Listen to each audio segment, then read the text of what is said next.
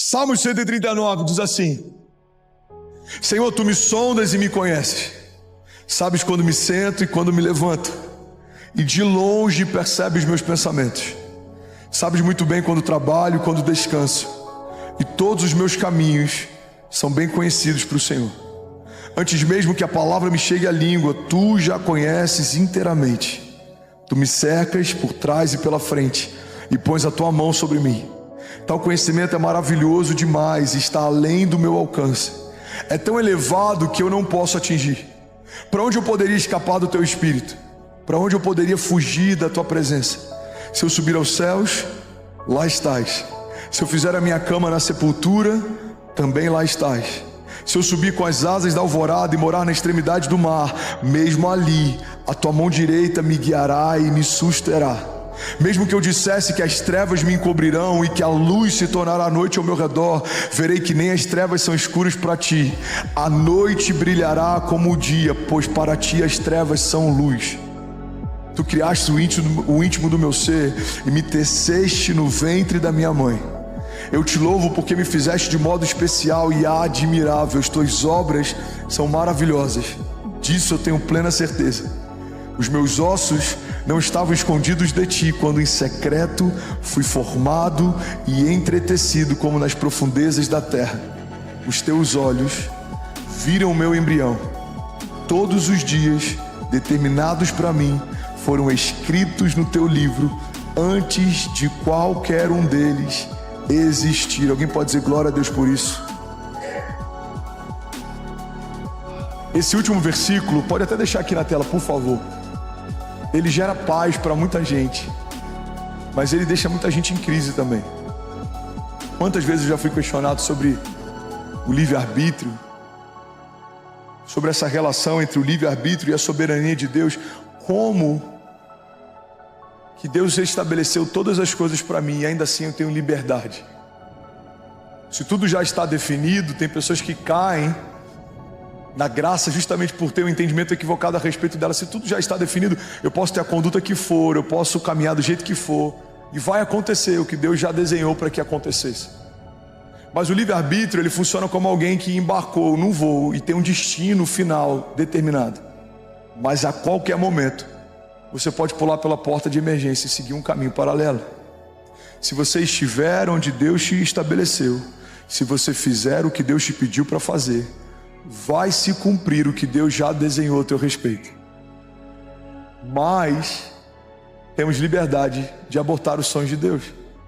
Temos liberdade de não permanecer no lugar que o Senhor nos plantou. Temos liberdade de abrir mão das promessas de Deus.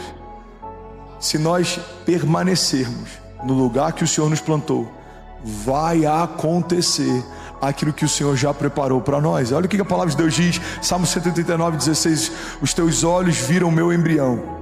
Todos os dias determinados para mim foram escritos no teu livro, antes de qualquer um deles existir.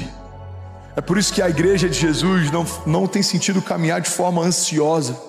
A ansiedade nada mais é do que uma preocupação em relação ao futuro. Estamos tão preocupados em relação ao futuro que a gente começa a ficar ansioso no tempo presente. A ansiedade é uma expressão de dúvida, de inquietação, de insegurança. Mas se entendemos que Deus já está no nosso futuro, esperando a gente chegar, não há espaço para imaginarmos um futuro com Deus que seja pior do que a minha estação anterior. Irmão, toda nova estação que o Senhor te chama para viver é o próprio Deus que vai te receber quando você chegar. E essa é a garantia de que o nosso amanhã vai ser melhor do que hoje. Eu não estou dizendo que vai ser mais fácil, eu não estou dizendo que todas as coisas vão acontecer no nosso tempo, mas eu preciso ter a firme convicção de que se o Senhor está na próxima estação que eu vou entrar, essa próxima estação vai ser marcada por sinais e maravilhas. Essa estação vai ser marcada por provisão sobrenatural. Por quê?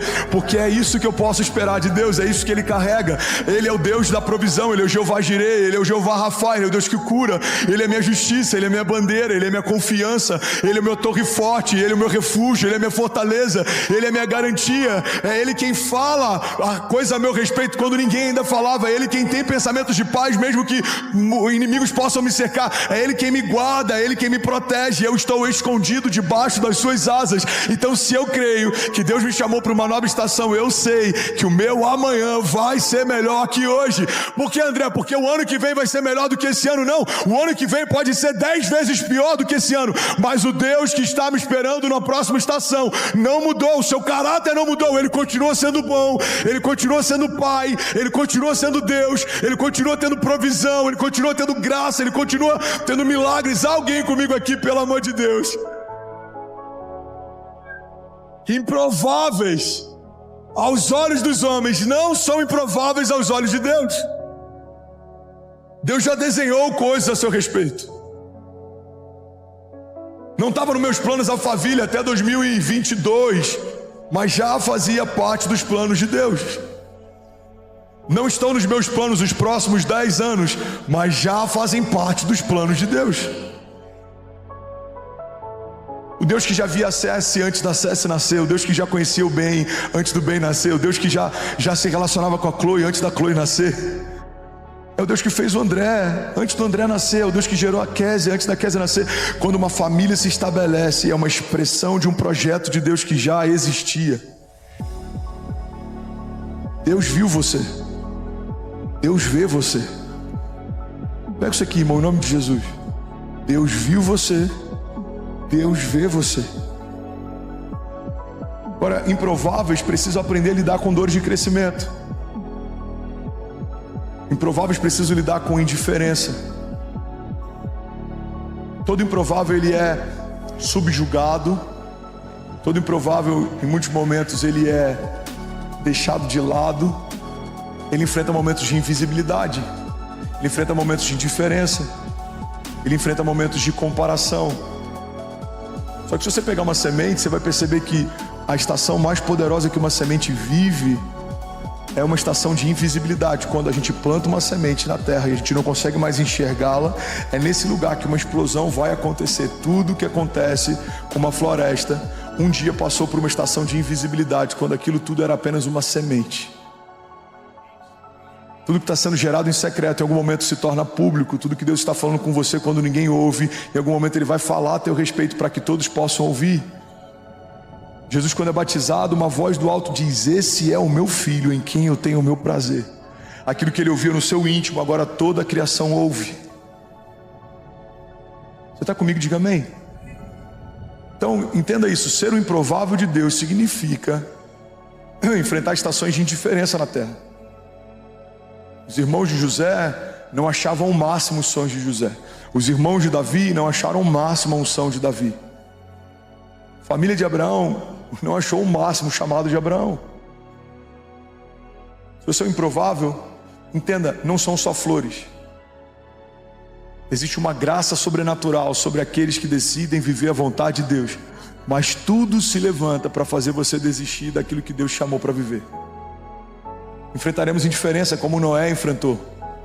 Uma das frases que eu mais amo: todos achavam Noé estúpido até as primeiras gotas de chuva caírem. Um homem louco construindo algo sem sentido, até que um dia aconteceu o que Deus disse que aconteceria. A gente vai ter que enfrentar indiferença como Noé, a gente vai ter que enfrentar injustiça como José, a gente vai ter que enfrentar levante como Davi. Em um momento Davi está tocando a harpa para que o rei durma, em outro momento ele está sendo perseguido pelo rei em meio a desertos. Improváveis não são livrados por Deus dos processos, mas são guardados por Deus no meio das batalhas. Deus não vai necessariamente te livrar de um deserto, mas Ele vai te livrar no deserto. Deus não vai necessariamente te livrar de uma tempestade, mas Ele vai te livrar na tempestade.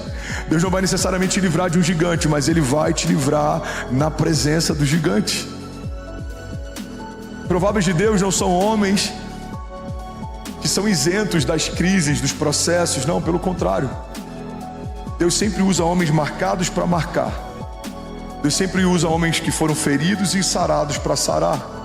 Deus sempre usa homens que foram quebrados e restaurados para restaurar, porque as suas cicatrizes te dão autoridade para ministrar sobre o outro. Quando alguém estiver passando uma crise de qualquer tipo, você vai falar: olha para qualquer uma das minhas cicatrizes, elas expressam o que Deus fez na minha história, e elas são uma garantia de que Deus pode fazer na sua também.